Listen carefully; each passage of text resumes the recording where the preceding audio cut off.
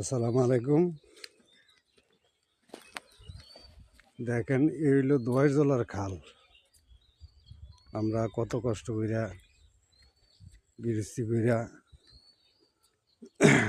কইরা এই দার মাথাত কইরা আমরা বাইক নিই এই ফুল দিয়া।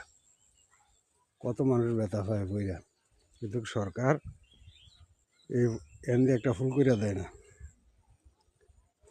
দেয় না, মেম্বার চেয়ারম্যানরাও বেশি গর্জ করে না, এর লেগে সরকারে দেয় না। অন দেখেন গাছ আমরা কিভাবে কষ্ট করে এদিক দিয়ে ধান নিই, নিয়ে বাড়িতে নেই গৃহস্থী করে। এটা হলো দোয়াইজলার খাল, আর ওইটা হলো দোয়াইজলা। দেখেন এটা হলো খালটা, এটা গিয়া মাদাইয়া এলিটগুন গেছে। এই খাল সামদিরা দিয়া মাদাইয়া এলিটগুন গেছে, আর এদিক দিয়া গেছে বরকন্ত হইয়া, সোনারপাড়া হইয়া, ফেরমু হইয়া, অক্কর মনগাড়া শিকারপুর গিয়ে লাগছে। আর বরাবর সোজা গেছে দিঘির পার, মেশিন, তারপরে গিয়া এমবে যাইয়া গিয়া লাগছে কোনো এই যে আপনার ইয়াতে এই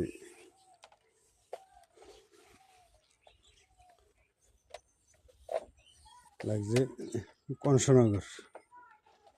একটু বৃষ্টি হইলে, ভাঙ্গা পড়লে বা একটু কিছু হইলে, বৃষ্টি হইলে এই খাল ফুইরা আপনার কি রে এই জলার পানিটা গৃহস্থী মারি যায়।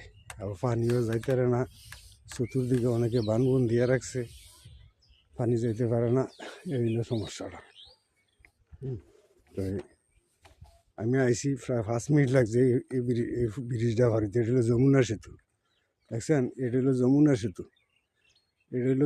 সেতু। এই কেউ কোনো মেম্বার চেয়ারম্যানরও কোনো গ্রাহ্য করে না। এটা হলো যমুনা সেতু। এই যমুনা সেতু দিয়ে এই ধান মান যা আছে অটোরিক্সা যায়, বুঝছেন? এটা হলো যমুনা সেতু। এই যে যমুনা সেতু, এই যে এটা দিয়ে অটোরিক্সা যা আছে সব যায় এই যমুনা সেতু দিয়ে। এই যে দেখেন, এটা হলো যমুনা সেতু। কয়দিন পরে হইব পদ্মা সেতু। এমপি মন্ত্রী ফাঁস কইরা কয়দিন পরে দিব পদ্মা সেতু। এই যমুনা সেতু ভাঙ্গা দিব কয়দিন পরে পদ্মা সেতু। ওই আমরা গৃহস্থী ভালো মতন করতে এরাম। হ্যাঁ, এই হলো সমস্যাটা আমরা। হ্যাঁ গাইস, এই দেখেন